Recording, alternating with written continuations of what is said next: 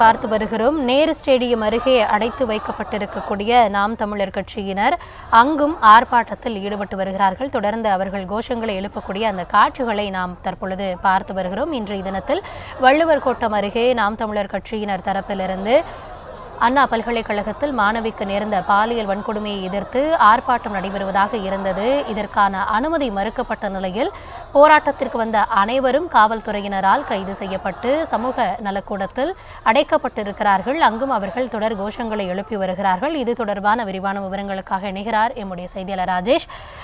தற்பொழுது நாம் தமிழர் கட்சியினர் போராட்டத்திற்கு வந்தவங்க எல்லாருமே அங்கிருந்து கைது செய்யப்பட்டு அழைத்து வரப்பட்டு இங்கே அடைக்கப்பட்டிருக்காங்க. அங்கேயுமே அவங்க தொடர் கோஷங்களை எழுப்பிட்டு வராங்க. தற்பொழுது அங்கு சூழல் என்னவாக இருக்கிறது? காவல்துறையினர் தரப்புல என்னென்ன நடவடிக்கைகள் மேற்கொள்ளப்பட்டு வருகிறது?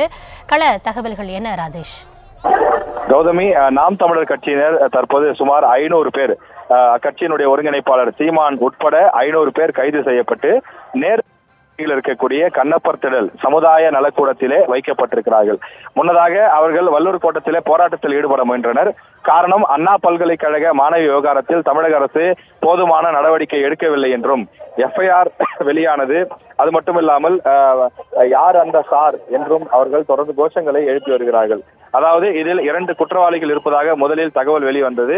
அதன் பிறகு ஒரு குற்றவாளி தான், மற்றொரு நபர் கிடையாது என்று தகவல் வெளியிடப்பட்டிருக்கக்கூடிய நிலையில இதில் முழுமையாக விசாரணை நடத்தப்பட வேண்டும், பாலியல் குற்றவாளிகள் யாரும் தப்பிக்கவிடக் கூடாது என்று சொல்லி திமுகவிற்கு எதிராகவும் தமிழக அரசுக்கு எதிராகவும் கண்டன முழக்கங்களை அவர்கள் எழுப்பி வருகிறார்கள்.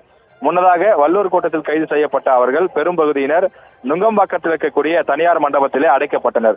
சீமான் மட்டும் கைது செய்யப்பட்டு நேரு ஸ்டேடியம் அருகில் இருக்கக்கூடிய இந்த சமுதாய நல கூட்டத்தில் கொண்டு வந்து அடைக்கப்பட்டார். அதன் பிறகு தற்போது அங்கு நுங்கம்பாக்கத்தில் கைது செய்யப்பட்டவர்களும் கொண்டு வந்து தற்போது இந்த இடத்திலே அடைக்கப்பட்டிருக்கிறார்கள். அக்கட்சியினுடைய மகளிர் அணியை சார்ந்தவர்கள் முழக்கங்களை எழுப்பி வரக்கூடிய அந்த காட்சியை நாம் பார்க்கின்றோம்.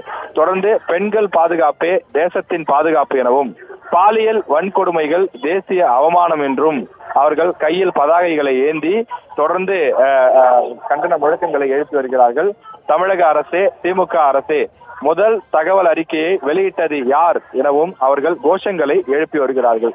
தொடர்ச்சியாக இதுவரை 500க்கும் மேற்பட்டோர் கைது செய்யப்பட்டு இந்த சமுதாய நல கூடத்திலே அடைக்கப்பட்டிருக்கக்கூடிய நிலையில் தொடர்ந்து கண்டன கோஷங்களையும் எழுப்பிக் கொண்டிருக்கிறார்கள். காவலர்கள் பொறுத்தவரையிலே இந்த இடத்தில் ஒரு 100க்கும் மேற்பட்ட காவலர்கள் கொண்டு வந்து நிறுத்தப்பட்டிருக்கிறார்கள்.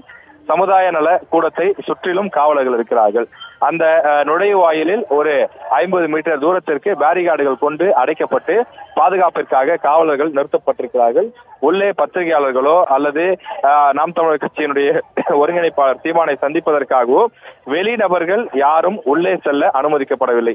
முன்னதாக பத்திரிகையாளர்கள் செய்தி சந்திப்பு நடத்த வேண்டும் என்று சீமான் கேட்டபோதும் அவருக்கு அனுமதி வழங்காமல் அவரை கைது செய்து உள்ளே பேருந்திலே ஏற்றி விட்டனர். அதன் பிறகு கொண்டு வந்து இந்த மண்டபத்தில், இந்த சமுதாய நலக்கூடத்தில் அடைத்து விட்டனர். இங்கே செய்தியாளர்கள் பேட்டி எடுக்க முயற்சித்த போதும் அனைத்து செய்தியாளர்களும் வெளியேற்றப்பட்டார்கள். அவர் தொடர்ந்து பேட்டி கொடுப்பதற்கு அனுமதிக்கப்படவில்லை.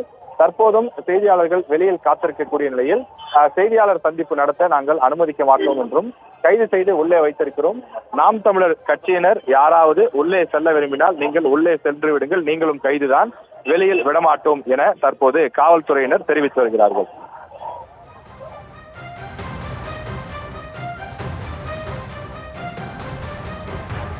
தொடர்ந்து சமூக நலக்கூடத்தில் அடைக்கப்பட்டிருக்கக்கூடிய நாம் தமிழர் கட்சியினரும் அங்கு கோஷங்களை எழுப்பி ஆர்ப்பாட்டத்தில் ஈடுபட்டு வருகிறார்கள். உங்களுடைய விரிவான கள தகவல்களுக்கும் நன்றி ராஜேஷ்.